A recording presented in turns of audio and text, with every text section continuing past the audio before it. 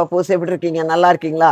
நிறைய ஜீரணப்பொடி ஆர்டர் வந்துக்கிட்டே இருக்கு. அதுவும் நாங்களும் செஞ்சு அனுப்பிக்கிட்டே இருக்கோம். இதுல ஒருத்தர் வந்து சொல்லியிருக்காங்க பாருங்களேன். உங்களோட அந்த ஜீரண பொடி அது வந்து எப்படி சொல்றதுன்னே தெரியல. ரொம்ப பவர் பவர்னு தான் சொல்லணும். ஏன்னா நான் என் ஹஸ்பண்டும் சரி, நாங்களும் சரி, வந்து என் ஹஸ்பண்ட் வந்து கொஞ்சம் அன்டைம்ல சாப்பிட்ற பழக்கம் இருக்கும் எப்போதுமே.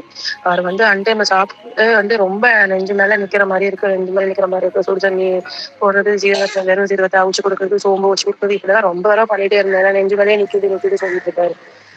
இப்போ அவருக்கு வந்து ஒரு ஒரு 3 நாளா ஒரு எப்ப சாப்பிட்டாலும் சரி, அவர் 8 மணிக்கு சாப்பிட்டாலும் சரி, 10 மணிக்கு சாப்பிட்டாலும் சரி, கொஞ்ச நேரத்துக்கு முன்னால உங்களோட பொடியை வந்து ஒரு டீஸ்பூன் வாயில போட்டு நல்லா சுடு தண்ணியை குடிச்சிட்டு தான் முடிக்கிறது.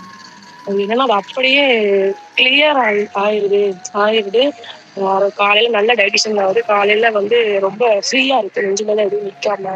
இந்த தேங்காய் சட்னிலாம் சாப்பிட்டோம்னா நமக்கு இந்த தொண்டைக்குள்ள ஏதோ நிக்கிற மாதிரி இருக்கும், ஒரு மாதிரி அறுக்கிற மாதிரி. அந்த மாதிரி எந்த ஒரு ஃபீலிங்கே இல்லை, நல்லா இருக்கு அப்படின்னு சொல்லி அவர் வாயாலே சொல்லிட்டு எனக்கு ரொம்ப சந்தோஷம், ரொம்ப ஹாப்பி.